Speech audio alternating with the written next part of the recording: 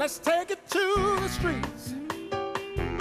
Show you the land of the free like you've never seen. Talking about undiscovered America. Undiscovered America.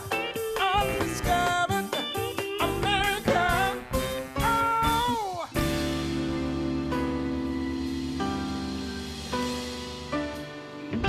Undiscovered America.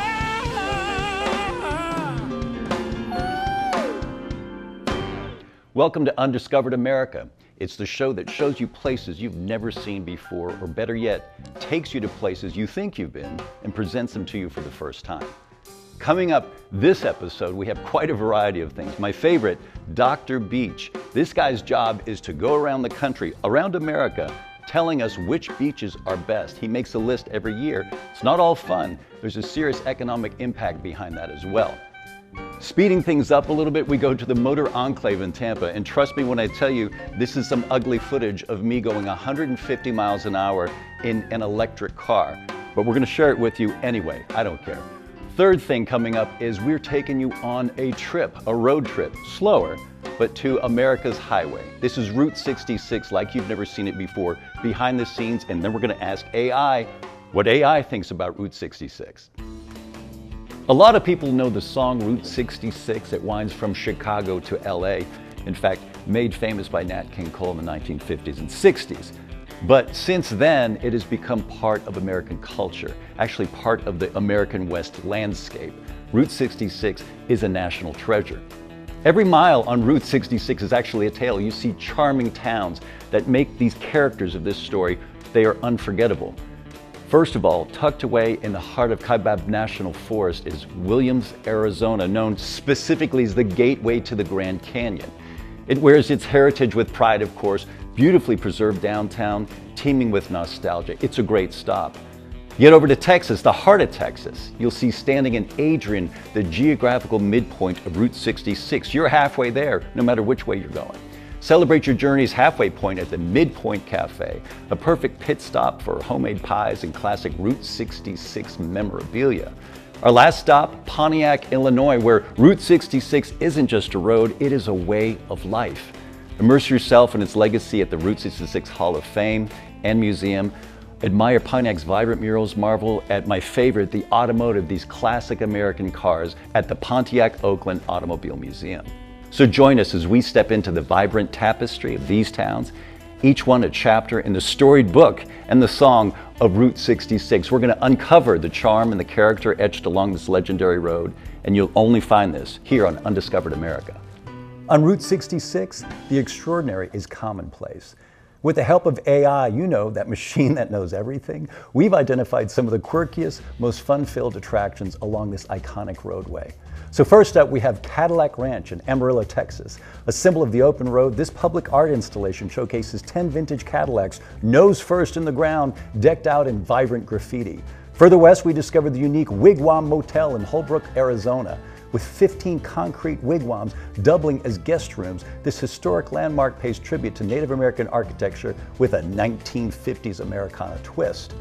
Route 66 Drive-In Theater in Springfield, Illinois. Experience a classic drive-in along Route 66, catch a film under the stars, and relive the bygone era of outdoor cinema. Stanton, Missouri, delve deep into the Merrimack Caverns, an exquisite limestone cave system, once a haven for moonshiners and outlaws, now adorned with awe-inspiring natural formations. En route, don't miss the jovial Blue Whale in Colusa, Oklahoma. A loving anniversary gift, this giant blue whale, complete with a slide and diving board, is sure to make a splash. Take a pit stop at Elmer's Bottle Tree Ranch in Oro Grande, California. A forest of bottle trees, each rustling in the breeze, creates a symphony of color and sound, making for an enchanting spectacle. And finally, the very end of Route 66, Santa Monica Pier in beautiful Santa Monica, California. The western terminus of Route 66 is marked by this famous pier, carnival rides, arcades, ocean views, some of the most interesting people you'll see while strolling along this vibrant attraction. Route 66, with its whimsical and historic attractions, is a testament to American creativity. There is no doubt about it, Route 66 is an awesome experience, an awesome piece of America, but it does have a speed limit. We're going to take you to a place right now where there are no speed limits, and we will show you what it feels like to go about 150 miles an hour in an electric car, the Motor Enclave in Tampa, Florida. How's it going? I'm Chris. I'm going to be your chauffeur. David, hey, thanks for this today. I'm putting my life in your hands, but I understand they're good hands. Tell us about your driving history real quick. I grew up driving on gravel roads, won a few national championships in the world of rally. Yeah. So I mean, you're being modest. I looked at you online. You're all over the place. So tell me about this car. What are we getting into, literally? This is one of our fleet cars. This is a turbo Porsche Taycan Turbo S. I'm looking forward to it, I think. Let's do it. All right. Here we go. One of the most exciting things in an electric car is the standing start, right? So from 0 to 60, we'll call it. All right. Whoa! Crazy, right? And then we're into turn 2, so the brakes are equally as impressive.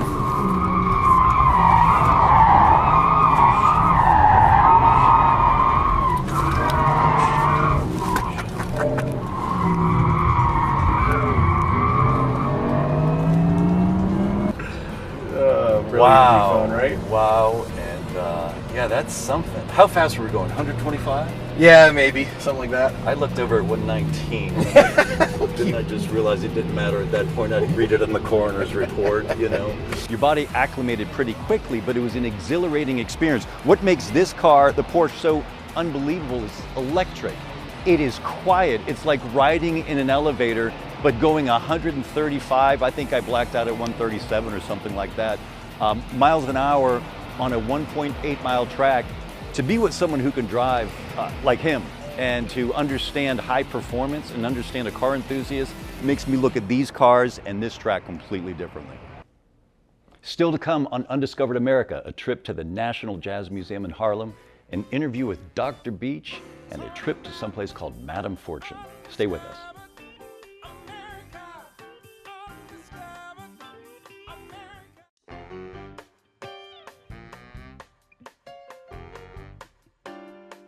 Welcome back to Undiscovered America. You know, Tampa, Florida is known as a tropical destination on Florida's Gulf Coast, but when we went there, we found something much deeper, much more elaborate, right in the heart of Ybor City, Madame Fortune.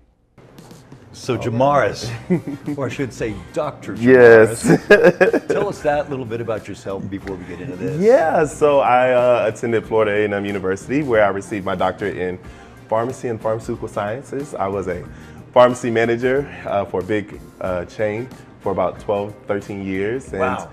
I absolutely loved servicing people. I loved getting to know them. I loved talking with them, and I loved doing it all over food. So I was like, I want to open up something. So me and my partner, Khalid McDuffie, we created Seventh and Grove, and what you have now. That's a great correlation, though. I never thought of a pharmacist about caring for people. Yeah. And it actually is a kind of hospitality. Absolutely, absolutely. You're just writing different prescriptions. Yeah, now, different right? prescriptions, Yeah, okay, all right. but they all make you feel good. So. Yeah, okay, all right, I'll go with that. Food. So, find your fortune. Tell us about this beautiful space here. Yeah, so Madame Fortune. Yeah, you are sitting in Madame Fortune Dessert and Hi-Fi Parlor. It is what we call a speakeasy, but it's more than that. It's a story, and we are recognizing a woman who is pretty much unsung in Tampa. She was a freed woman. She was a slave woman who came from North Carolina to Florida, Tampa, Florida, given 33 acres of land as to what is now downtown Tampa. And there's a bridge named after her. There's a bridge named after her. There's a street. We have Fortune Street. Okay. Where a lot of our popular places that we go, like the Barrymore Hotel, sits right on her property.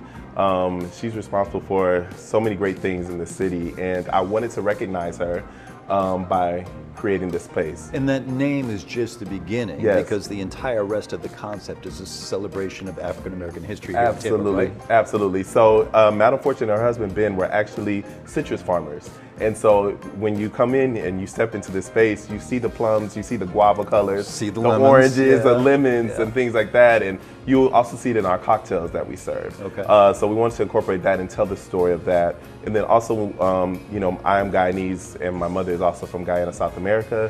I absolutely love her, and this is just kind of like a love letter to her in our city. And so we incorporated Caribbean cuisine. And she's cooking too. She's cooking too. Okay, all right. Yes. So this is a family operation. Yeah, it's a family owned. Everybody is, if you're not family by blood, you are family by association. So, you know, we love everybody that works here.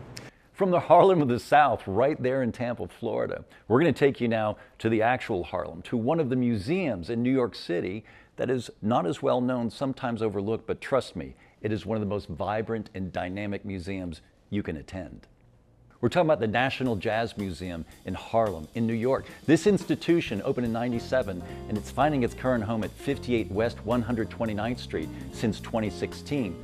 Look, this is more than a museum. It's a time capsule of a golden era and the heartbeat of a community. Education forms a key part of the museum's mission with workshops, lectures, master classes, field trips. They all cater to age groups and all levels, inspiring an even deeper appreciation and understanding of jazz music among a very diverse audience. Look, this museum isn't just about artifacts, though. It's alive with music, as it should be. Performances and events feature both local and international jazz artists, as well as promising talent, offering visitors an intimate connection with the vibrant world of jazz.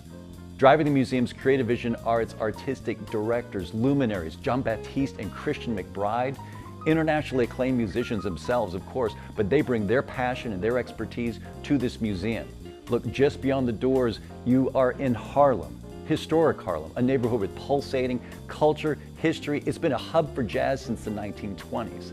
As a visitor, one of my favorite experiences is to walk through these streets and see where jazz has left its indelible imprint. The National Jazz Museum in Harlem, open from Thursday to Saturday, extends a warm welcome to all. Admission is free, that's the best part, though donations are accepted.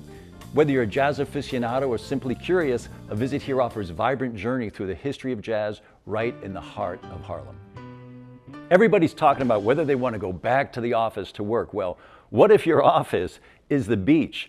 Our next guest, his office is the beach. He tells us which beaches are best every year in America. So I'd like to welcome to the show, Dr. Beach. Hey, how are you doing, Dr. Beach? Great, how are you? Very good to see you. Dr. Beach is Stephen Leatherman, AKA Dr. Beach. So, Dr. Beach, what are you a doctor of to have this great job?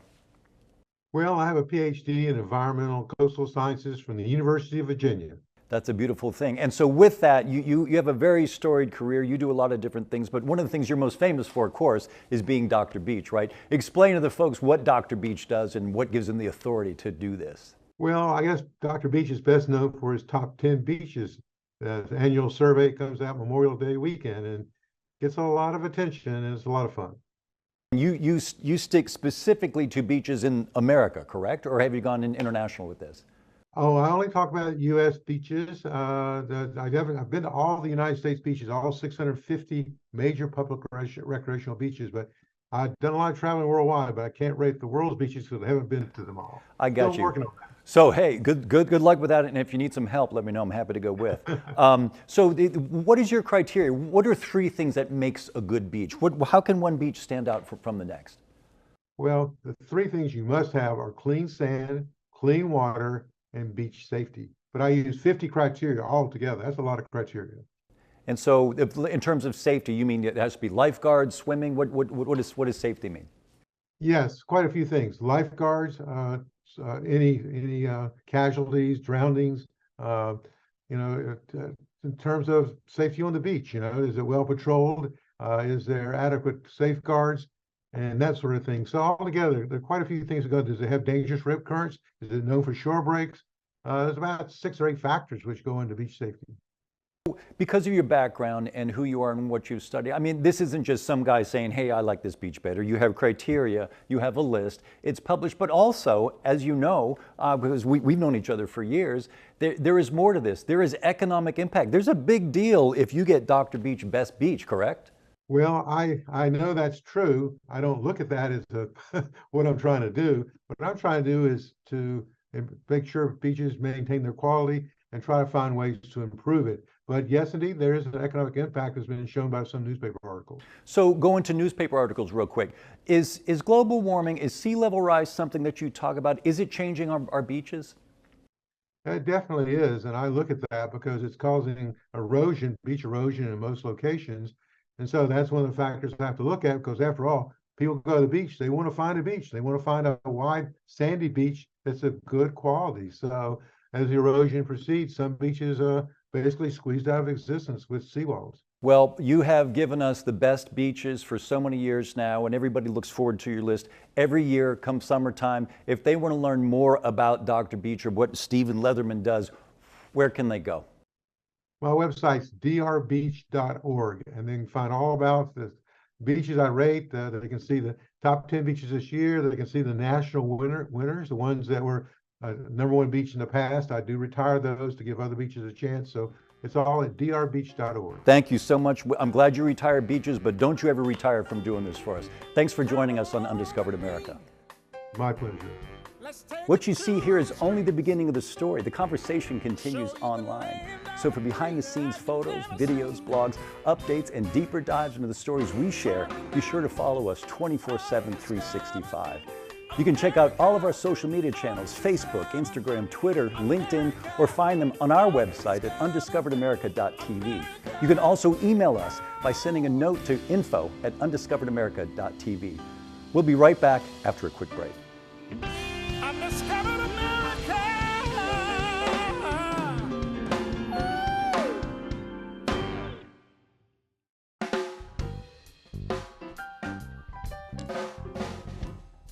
New York City, one of the world's great capitals, and actually one of my former homes. People think they know that city, and they do. The theater district, downtown, there's so much to do there. But one of the best, one of the most undiscovered parts of New York City is in the South Street Seaport, and the most beautiful vessel that you have ever seen. We are fortunate to have with us right now Captain Johnny. How are you, sir?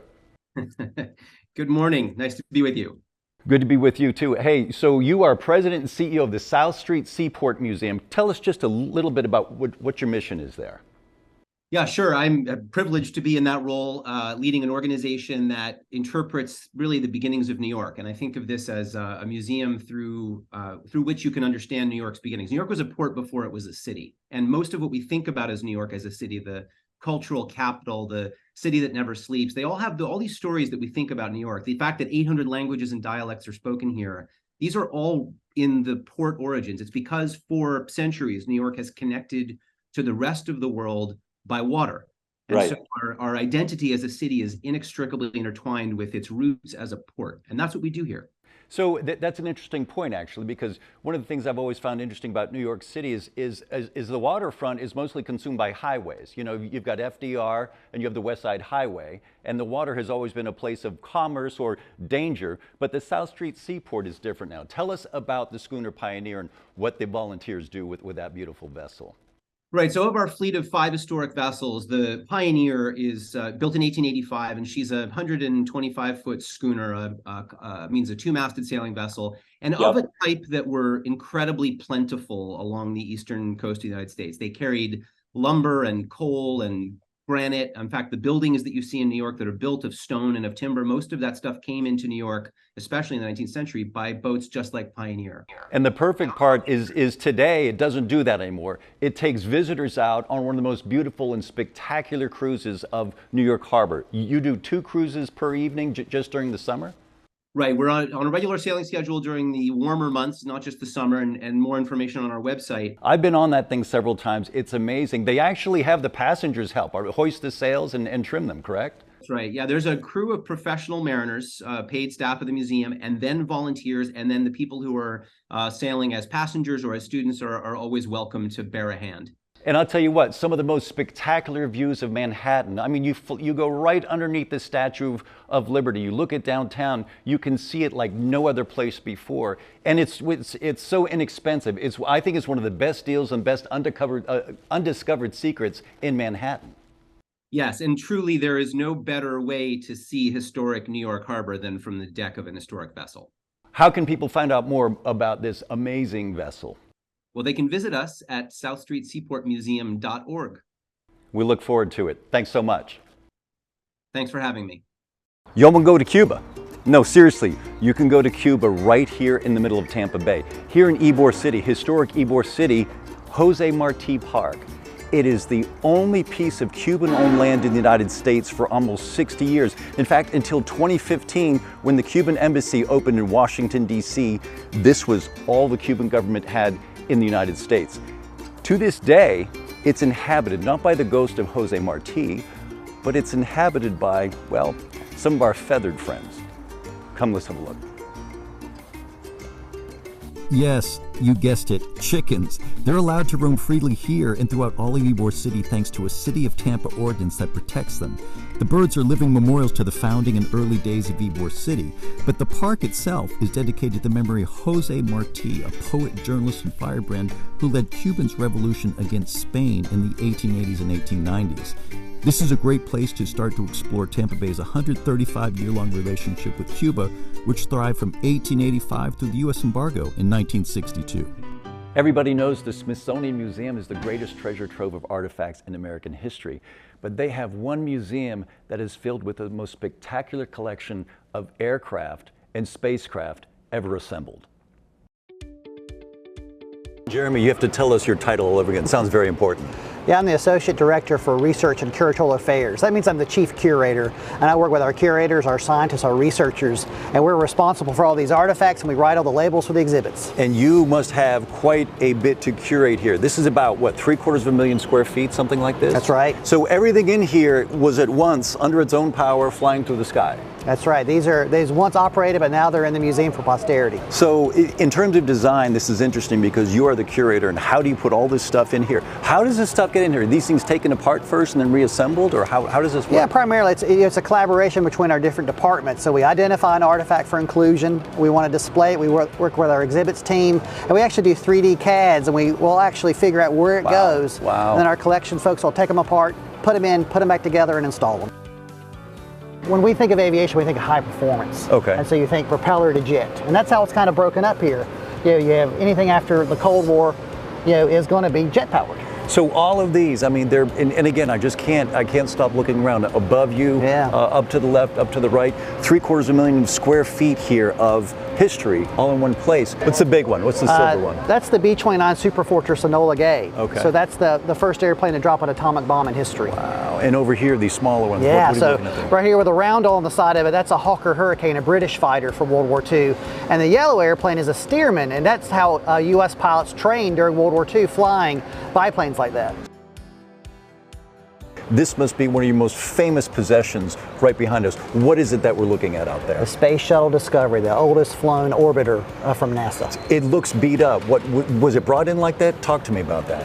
When it left service, it wasn't cleaned or anything. It's as flown when it left space, and then it was brought to us on the back of a 747 and then brought into the building here. So those are the burn marks from it Re-entry. coming back into the atmosphere. Yep. Wow. Not that you have a favorite or most popular child, but this must be one of the most popular things. It's a draw. It's a draw. Visitors come to see Discovery. The space shuttles have a story in the history of space flight, and they fill that role, and it's a spectacular role in terms of that awe and wonder, and it really kept the space program going. It's moved on beyond that, and there are new systems like, especially Artemis, and then thinking about what we might do going beyond not only the moon but into Mars, but it's part of that story. It's rare that a museum captures such a great essence of both history, technology, and culture, but I think that one did. We'll be right back on Undiscovered America.